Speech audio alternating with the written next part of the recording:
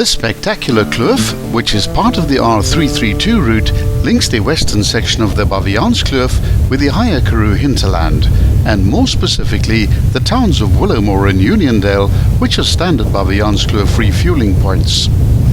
The pass needs to be driven slowly to best appreciate its dramatic and unique geology.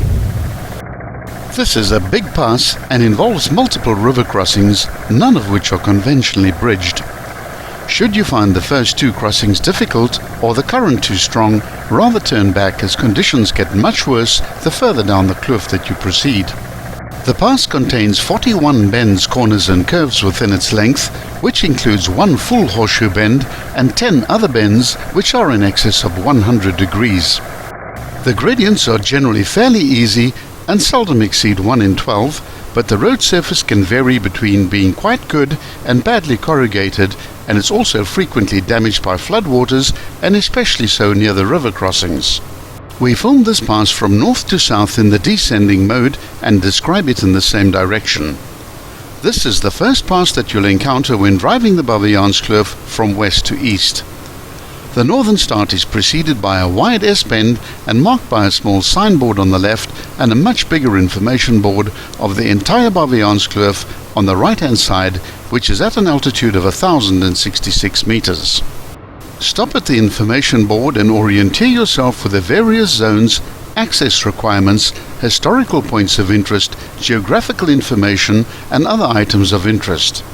Do this especially if this is your first visit to the kloof.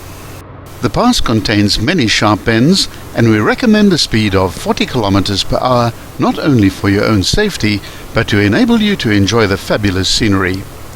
Stop often and enjoy the majesty of the rock formations and the sense of complete isolation. The route crosses the river multiples of times. What is a dry riverbed in the drier seasons can become a raging river after heavy rains, which should be tackled with caution, experience and preferably in a good 4x4. The kloof has a steep runoff gradient and floodwaters will generally subside fairly quickly and sometimes within a few hours. If you're uncertain whether it's safe to cross any of the river crossings and you're not prepared to risk walking it as an acid test, then rather backtrack or wait a while for water levels to subside. It's never worth the risk of losing your vehicle or even worse a life, and it does happen more frequently than what you would imagine. However, a normal sedan car will comfortably manage this road during dry weather. You'll cross over the river 14 times due to the road's approximation to the river throughout the length of the poort. The top of the pass levels out at 1,066 meters, which effectively means that snow can and does occur at the summit area from time to time. The Nuwekloof Pass stands sentinel over the western entrance to the Baviaanskloof and is a fabulous introduction to the wonders of the kloof for those travelling eastwards. The geology throughout the poort is magnificent, and the 5.9 kilometers is over all too soon.